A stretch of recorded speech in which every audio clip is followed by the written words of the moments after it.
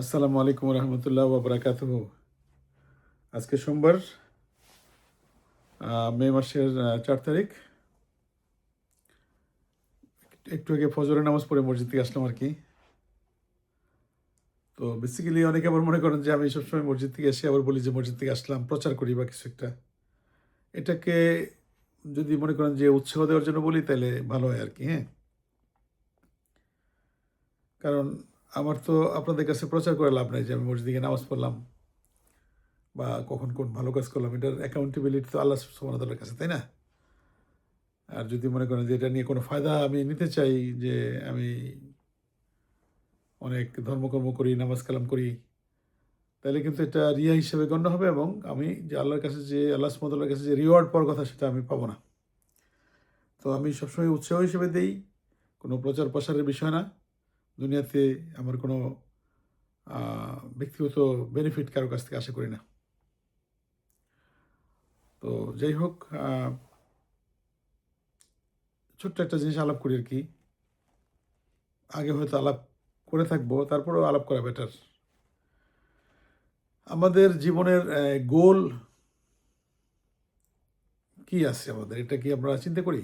যেমন আমরা ছোটবেলায় রচনা পড়তাম বা মুখস্থ করতাম, এইম ইন লাইফ, জীবনের অভীষ্ট লক্ষ্য কি হবে আমাদের।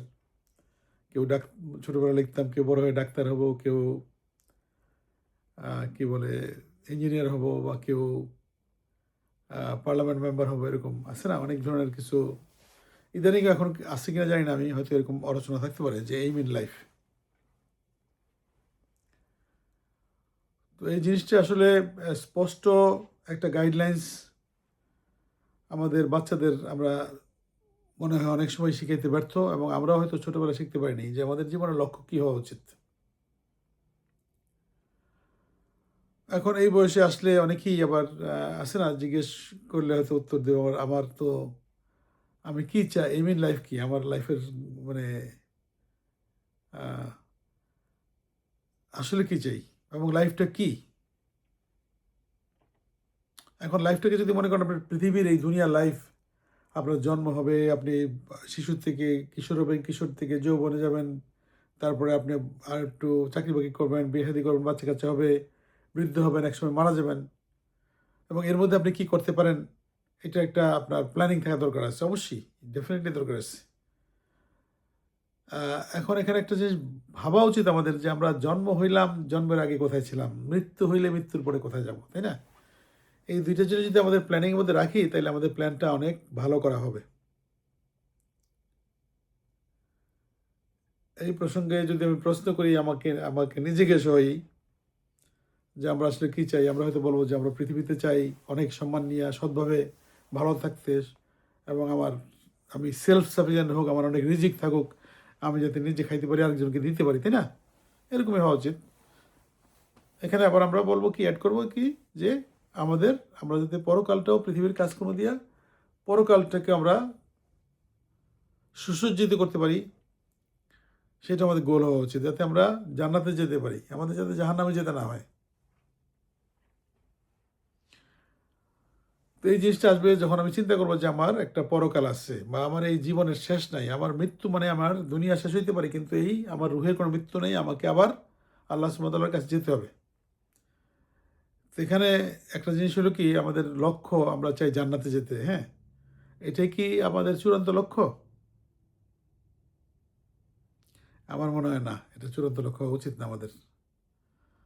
আমাদের চূড়ান্ত লক্ষ্য, সর্বোচ্চ অভিষ্ট হবে আমাদের আল্লাহ সুবহানাহু ওয়া তাআলার সাথে দেখা করা, ওনার সাক্ষাৎ লাভ করা। That is the ultimately thing, ওইটা। আমার যদি আল্লাহ সুবহানাহু ওয়া তাআলার সাথে দেখা করতে হয়, আমাকে তার জন্য রেডি হতে হবে এই দুনিয়াতেই, এবং যাতে আমরা জান্নাতে যেতে পারি, এবং জান্নাতে গেলে যাতে আমাদের আল্লাহ সুবহানাহু ওয়া তাআলার সাথে দেখা করার সুযোগ হয়, সেই জন্য আমাদের তৈরি হতে হবে, তাই না? তো যদি আপনাকে জিজ্ঞাসা করা হয় আপনার আসলে লক্ষ্য কী, উদ্দেশ্য কী, আমাদের এটি সর্বশ্রেষ্ঠ উত্তর হওয়া উচিত, যে আমরা আমাদের সৃষ্টিকর্তার সাথে মোলাকাত করতে জান্নাতে যাইতে চাই। কারণ জান্নাতে না গেলে তো আর ওনার সাথে দেখা হবে না, দেখার সম্ভাবনা নাই। এবং আমাদের চরম যেটা বলে পরিতৃপ্তি হবে শুধুমাত্র সৃষ্টিকর্তার সাথে আমাদের যখন দেখা হবে তখনই। ওনাকে যখন আমরা দেখতে পারবো, ওনার সামনে যাব, তখনই আমাদের এই অস্তিত্বের সার্থকতা আসবে। তার আগে কোনো সার্থকতা আসবে না অস্তিত্বের।